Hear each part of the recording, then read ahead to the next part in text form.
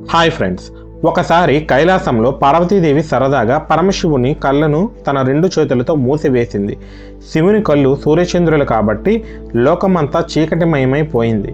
ఈ పని వల్ల కలిగిన దోషానికి పరిహారంగా పార్వతీదేవి భూలోకానికి వచ్చి తపస్సు చేయాలని శివుడు ఆదేశించాడు. పార్వతీదేవి తన దోషాన్ని పరిహరించుకోవడానికి కాంచీపురానికి చేరుకొని అక్కడ ఉన్న వేగవతి నదీ తీరాన ఒక మామిడి చెట్టు కింద మట్టితో ఒక శివలింగాన్ని ప్రతిష్ఠించి తపస్సు చేయడం ప్రారంభించింది. పార్వతీదేవి యొక్క భక్తిని పరీక్షించడానికి శివుడు వేగవతి నదికి వరదలను పంపాడు. ప్రవాహం ఉధృతంగా రావడంతో మట్టితో చేసిన ఆ లింగం కరిగిపోతుందని భయపడిన పార్వతీదేవి ఆ లింగాన్ని తన రొమ్ముకు హత్తుకొని గట్టిగా కౌగిలించుకుంది. అమ్మవారి భక్తికి మెచ్చిన పరమశివుడు అక్కడ ప్రత్యక్షమై ఆమెను అనుగ్రహించాడు. ఇప్పటికీ కాంచీపురంలోని లింగంపై అమ్మవారి ఆలింగనం ముద్రలు కనిపిస్తాయని భక్తుల నమ్మకం.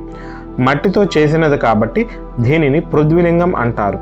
ఈ దేవాలయంలో ఆ మహాదేవుణ్ణి ఏకాంబరనాథుడిగా ప్రజలు పిలుస్తారు.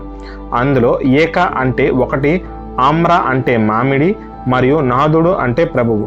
పార్వతీదేవి ఒక్కటే మామిడి చెట్టు కింద తపస్సు చేసి శివుడిని పొందింది కాబట్టి ఆ మామిడి చెట్టు కింద వెలసిన స్వామిని ఏకాంబరనాథుడని పిలుస్తారు.